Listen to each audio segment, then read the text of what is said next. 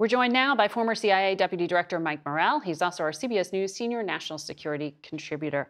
Good to have you here. Good to be here, Margaret. You just had that Foreign Affairs article that got all this attention. The terrorism warning lights are blinking red again. You compared the moment we are in now to what happened in the lead up to 9/11. And I want to play something FBI Director Chris Wray said earlier this month. Our most immediate concern has been that individuals or small groups will draw twisted inspiration from the events in the Middle East to carry out attacks here at home. But now, on top of that, increasingly concerning is the potential for a coordinated attack here in the homeland, not unlike the ISIS-K attack we saw at the Russia Concert Hall back in March. That's chilling. The White House says the president is briefed regularly on threats. If that is true, do you think he's doing enough? Hard for me to say whether he's doing enough because a lot of what needs to be done we wouldn't see publicly. What I would say is I ran into a lot of current intelligence officers and current policymakers after we published the article. The response was almost universal in, we're glad you wrote this, it's really important. I read that as maybe there's a lack of a sense of urgency here, and that's really important. A lack of sense of urgency among members of the public or the government? The administration, yeah, and Congress, quite frankly. There needs to be a sense of urgency about this, and I think the American public needs to understand what the threat is. That's why we called for a public congressional hearing just on the terrorist threats to the homeland, right? Not a hearing on threats broadly, but threats to the homeland. And then we need to hear what the administration is doing about this in a broad sense, right? Not the details, but in a broad sense. Well, I asked the chair of the House Intelligence Committee, Republican Mike Turner, about exactly your proposal, Sunday, yeah. And he really kind of dismissed it. He said, we've covered that. He said we already covered it. They haven't. Right. He did call for the administration to declassify information.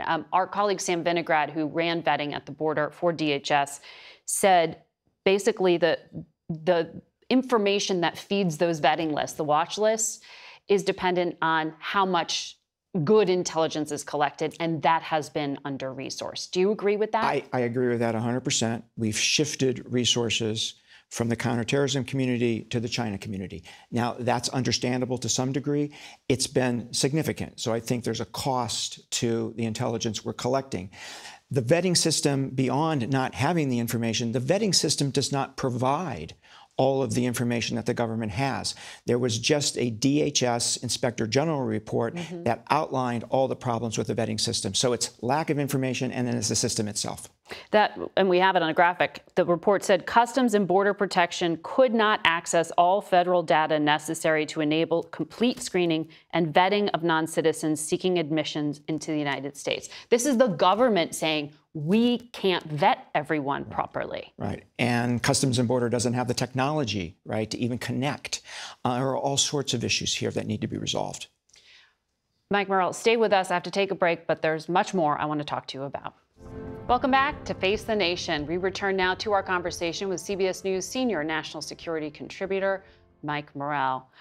Mike, I want to ask you about some video that CBS broadcast earlier this week. 60 Minutes obtained it. It's Saudi national Omar al-Bayoumi walking around the U.S. Capitol back in 1999. We're seeing that video now. It was shot within 90 days of the time when senior al-Qaeda planners were deciding on 9/11 targets, according to the FBI.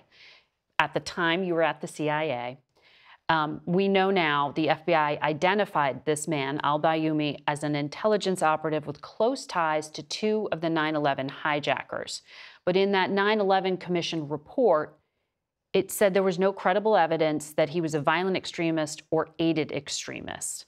Now that you have seen this video, what do you think it reveals? No doubt in my mind that it is a casing video, that it is a casing video for some sort of terrorist attack, number one. Number two, pretty clear to me that al-Bayoumi was either working for al-Qaeda or was al-Qaeda.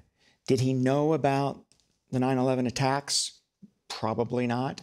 Did he know that the two individuals he was interacting with were 9/11 hijackers? Probably not. But no doubt in my mind that Al-Qaeda tasked him to do this casing video. The video is chilling. It's chilling in terms of what he was videotaping, his narration over the top of it, which is part what tells you it was a casing video, and his extremist comments. Let me just give you two examples, Margaret. On the casing part, at one point he says, I will get over there. He's looking at the Washington Monument. I will get over there and I will report. I will report to you in detail what is there. He's talking to somebody, right? And he talks about a plan. Not like a tourist would. Not like a tourist video. And then in terms of the extremism, he's looking at the Capitol and he says, they say that our kids are demons. However, these are the demons, what he's looking at. So the FBI concluded he was not a threat. The 9/11 Commission report concluded he was not a threat. You're saying it's clear he was Al-Qaeda and living under the noses and examination of law enforcement undetected. He's now living in Saudi Arabia as we speak. Mm-hmm. That's a pretty big oversight by U.S. law enforcement and intelligence. Did the CIA know about this video? We did not. You know, I'm 99.9% confident that we did not have this video. I was the president's briefer at the time. If somebody had shown me this video, I would have shown it to the president.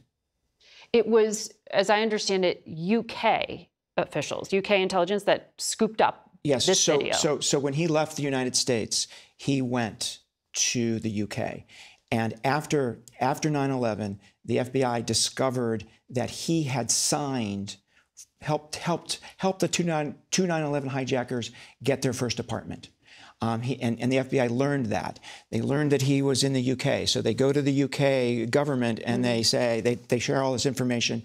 The British government arrests him, detains him, interrogates him, gets all this material. They say they provided it back to the FBI. And it just stayed at the FBI. It looks that way.